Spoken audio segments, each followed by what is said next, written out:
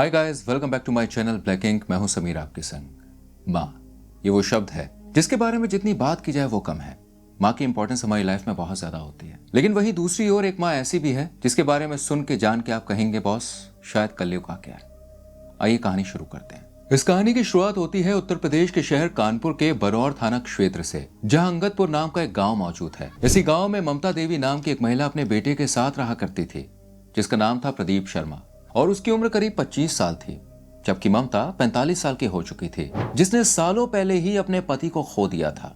जी हाँ, प्रदीप जब छोटा था तभी उसके सर से पिता का साया उठ गया था, इसलिए ममता ने अकेले अपने बेटे की परवरिश की। उसे कभी भी किसी चीज की कमी महसूस नहीं होने दी, लेकिन अकेली महिला के लिए ये सब करना देखिए आसान नहीं था। इसलिए अक्सर ममता के परिवार वाले उसकी हेल्प कर दिया करते थे, फिर चाहे वो पैसों की हो या फिर कोई और मदद क्यों ना हो। दरअसल ममता की जो फैमिली है वो भी इसी गांव में उसके घर से थोड़ी ही दूरी पर रहा करती थी, जबकि पड़ोस में ममता का देवर भी अपने परिवार के साथ रहता था, जो अपने भाई के मरने के बाद ममता के बेटे को अपने बच्चे जैसा समझता था, और उसकी पढ़ाई लिखाई के लिए ममता को हर महीने कुछ पैसे भी वो दे दिया करता था, जिनसे वो प्रदीप की स्कूल की फीस वगैरह भर दिया करती थी। इसी तरह जो वक्त है वो बीतता जाता है और प्रदीप देखते ही देखते 25 साल का हो जाता है। अब क्योंकि वो अपने घर के हालातों से अच्छी तरह से वाकिफ था, इसलिए वो 20 साल की उम्र में ही आंध्र प्रदेश के लिए निकल गया था और वहां पर एक प्राइवेट कंपनी में जॉब भी करने लग गया था, जबकि ममता गांव में अकेली रह जाती है। प्रदीप अब जो भी पैसे कमाता था वो अपनी माँ को भेज दिया करता था, जिनसे ममता घर का खर्चा वगैरह चलाती थी। भले ही देखिए उसकी फाइनेंशियल कंडीशन जो थी वो सुधर गई थी, लेकिन पति के जाने का गम ममता के दिल में अब भी ताजा था। वो अपने पति को हर दिन याद करती थी और उसकी कमी को महसूस करके अकेले घुटती थी। पर जल्द ही मयंक कटियार नाम के एक शख्स ने इस कमी को पूरा कर दिया। दरअसल मयंक अच्छी तरह से जानता था कि ममता घर में अकेली रहती है, इसलिए वो किसी न किसी बहाने से उसके घर में आता रहता था। हालांकि शुरुआत में तो ममता उसके इशारे समझ नहीं पाती है, लेकिन बाद में जब उसे मयंक में एक हमसफर दिखाई देता है तो वो उसके साथ रिलेशनशिप में आ जाती है और दोनों ममता के घर में ही मिलना जुलना शुरू कर देते हैं।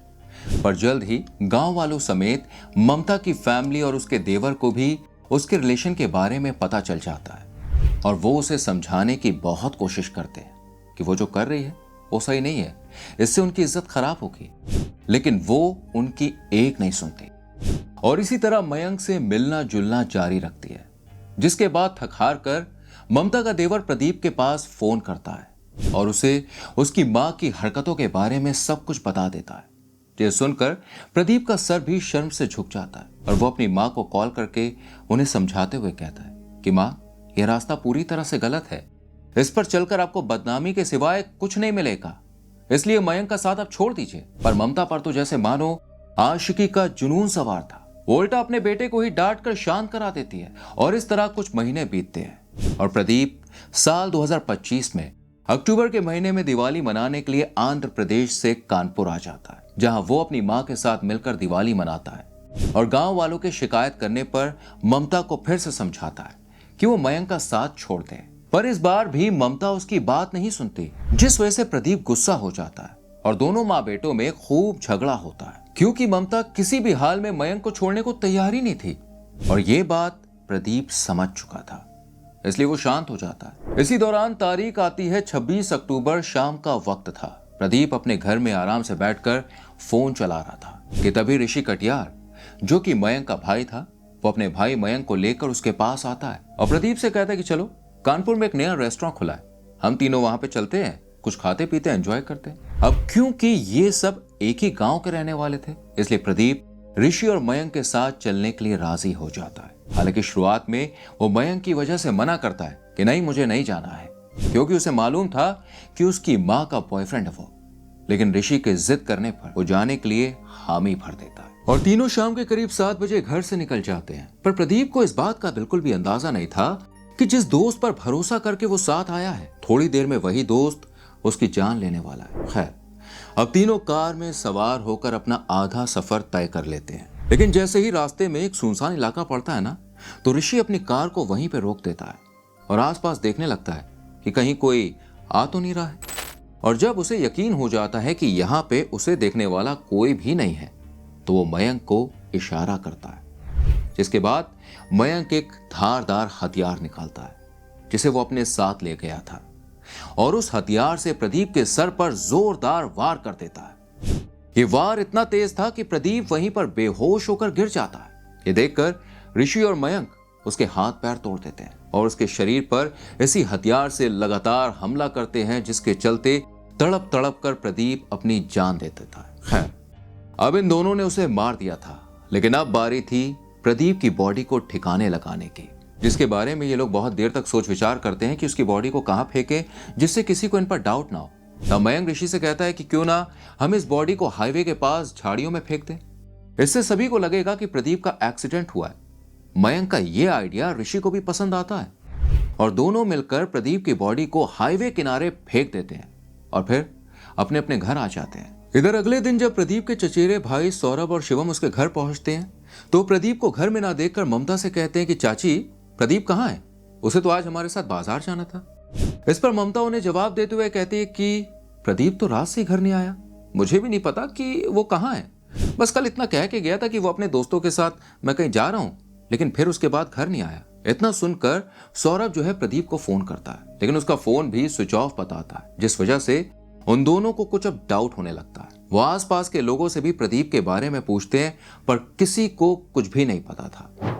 जिसके बाद वो थक हार कर पुलिस स्टेशन जाते और वहां प्रदीप की मिसिंग रिपोर्ट दर्ज कराते हैं। पर इससे पहले कि पुलिस अपनी छानबीन करती, उनके पास एक कॉल आता है जिसमें पुलिस को बताया जाता है कि बलहरा मऊ रोड पर एक लड़के की बॉडी पड़ी है, जिसे देखकर ऐसा लग रहा है कि उसे किसी ट्रक वाले ने मारा है, क्योंकि इसका जो सर है वो पूरी तरह से कुचल चुका है और हाथ पैर भी जो है वो टूट चुके हैं।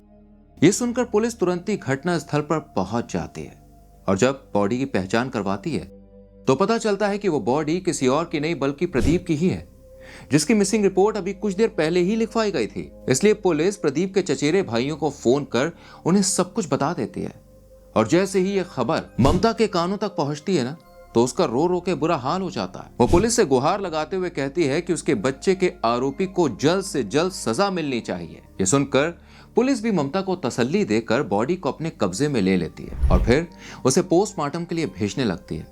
पर ममता पोस्टमार्टम कराने से साफ इनकार कर देती है, क्योंकि वो नहीं चाहती थी कि उसके बेटे को मरने के बाद भी तकलीफ का सामना करना पड़े, इसलिए वो पोस्टमार्टम कराने से मना कर देती है। लेकिन प्रदीप के चचेरे भाई पुलिस से कहते हैं कि वो प्रदीप का पोस्टमार्टम जरूर करवाएं, क्योंकि उन्हें कहीं ना कहीं डाउट है कि प्रदीप का एक्सीडेंट नहीं हुआ है बल्कि उसकी जान ली गई है। और इस सब में उसकी चाची भी यानी कि उसकी मां मिली हुई है और उनका डाउट बिल्कुल सही साबित होता है। दरअसल जब पोस्टमार्टम की रिपोर्ट सामने आती है तो सच भी अपने आप बाहर निकल आता है। रिपोर्ट में बताया गया था कि प्रदीप के सर पर किसी भारी धारदार हथियार से वार किया गया था, जिसके चलते उसकी सर की हड्डी टूट गई थी। इसके अलावा उसके हाथ पैरों पर भी डंडे मारे गए थे। साथ ही शरीर पर बने घाव भी इसी बात की गवाही दे रहे थे कि उसकी जान ली गई है, ये कोई एक्सीडेंट नहीं है। और ये बात अब पुलिस भी समझ गई थी, क्योंकि अगर प्रदीप का ट्रक से एक्सीडेंट हुआ होता तो उसकी बॉडी पर जो निशान थे वो नहीं होते ना धारदार हथियार के। बस यहीं से पुलिस का डाउट गहराने लगता है और वो प्रदीप के इस केस की छानबीन करना शुरू कर देते हैं कि आखिर उसे किसने और क्यों मारा। सबसे पहले पुलिस पूछताछ के लिए प्रदीप के चचेरे भाइयों को बुलाती है, जिन्होंने उसकी गुमशुदगी की रिपोर्ट लिखवाई थी, और उनसे प्रदीप और उसके बैकग्राउंड के बारे में सवाल जवाब करती है, क्योंकि पुलिस को लग रहा था कि कहीं ये दोनों ही तो वो नहीं है जिन्होंने प्रदीप को मारा हो और वो सच छुपाने की कोशिश कर रहे हो। लेकिन छानबीन के दौरान एक चौंका देने वाली बात जरूर पता चलती है। दरअसल प्रदीप के पिता ने अपने बेटे के नाम 4 से 5 बीमे करा रखे थे, जिनकी टोटल रकम करीब 40 लाख रुपए के आसपास थी, और किसी वजह से प्रदीप मर जाता है तो ये रकम उसकी मां को मिल जाएगी। ये सुनते ही पुलिस फौरन ममता के घर पहुंचती है और शक के आधार पर उसे गिरफ्तार करके थाने में ले आती है, जहां सवाल जवाब के दौरान ममता पुलिस को बताती है कि उसे अपने बेटे की रकम नहीं चाहिए, बल्कि उसके ससुराल वाले उन पैसों को अपना बनाना चाहते हैं, इसलिए उन्होंने प्रदीप को मरवा दिया। इतना कहकर जो ममता है वो फूट फूट के रोने लगती है। अब क्योंकि देखिए पुलिस के पास उसके खिलाफ कोई ठोस सबूत नहीं था, इसलिए उसे छोड़ दिया जाता है और पुलिस दोबारा अपनी इन्वेस्टिगेशन शुरू करती है। पुलिस अब ममता के कॉल रिकॉर्ड्स निकलवाती है, जिसमें मयंक का नंबर सामने आता है, जिससे ममता की घटना वाले दिन भी बात हुई थी। ये देखकर पुलिस को लगता है कि इन दोनों में जरूर कुछ तो कनेक्शन है। इसलिए मयंक की फोन की लोकेशन भी चेक की जाती है। साथ ही मुखबिरों को भी अलर्ट कर दिया जाता है, जिसके बाद पुलिस इलाके की घेराबंदी करके 29 अक्टूबर को मयंक और ऋषि को अलग अलग जगहों से पकड़ लेती है और उन्हें पुलिस स्टेशन ले आती है, जहां शुरुआत में तो ऋषि और मयंक हर इल्जाम को मानने से इनकार कर देते हैं, जैसे कि हर मुजरिम करता ही है। लेकिन फिर पुलिस की सख्ती के आगे वो टूट जाते हैं और अपना गुनाह कबूल करते हुए कहते हैं कि हाँ, उन्होंने ही प्रदीप की जान ली है, लेकिन अपनी मर्जी से नहीं, बल्कि उन्हें ऐसा करने के लिए उसकी मां यानी कि ममता ने कहा था। लेकिन क्यों? जब यही सवाल पुलिस मयंक से करती है तो वो उन्हें जवाब देते हुए कहता है कि मेरा और ममता का काफी टाइम से अफेयर चल रहा था, हम दोनों उसी के घर में मिला करते थे, लेकिन कुछ वक्त के बाद प्रदीप को हमारे अफेयर के बारे में पता चल गया था, जिस वजह से उसने ममता को समझाया कि वो मुझसे मिलना जुलना यहां तक कि बात करना भी बंद कर दे। लेकिन ममता ने ऐसा नहीं किया, जिस वजह से मां बेटे में अक्सर लड़ाई झगड़ा होता रहता था, क्योंकि प्रदीप को ये सब चीजें पसंद नहीं थी। वो नहीं चाहता था कि उसकी मां अपने से छोटी उम्र के लड़के के संग घूमे फिरे।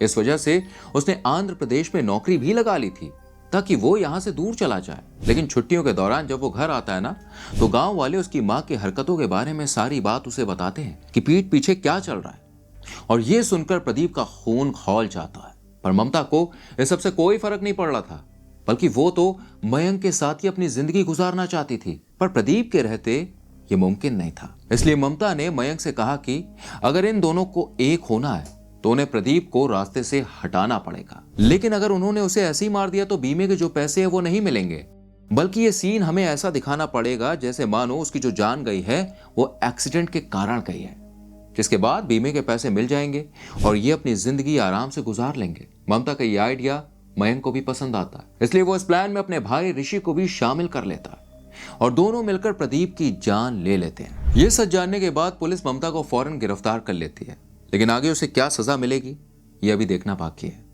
आपके हिसाब से ऐसी औरत को क्या सजा दी जानी चाहिए जिसने मां के नाम पर कलंक लगा दिया? अपनी राय कमेंट सेक्शन में जरूर दें। वीडियो को लाइक और शेयर करें और हमारे चैनल ब्लैक इंक को सब्सक्राइब करके बेल आइकॉन प्रेस करें, जिससे आने वाली कहानी आपसे मिस ना हो। अपना ख्याल रखें।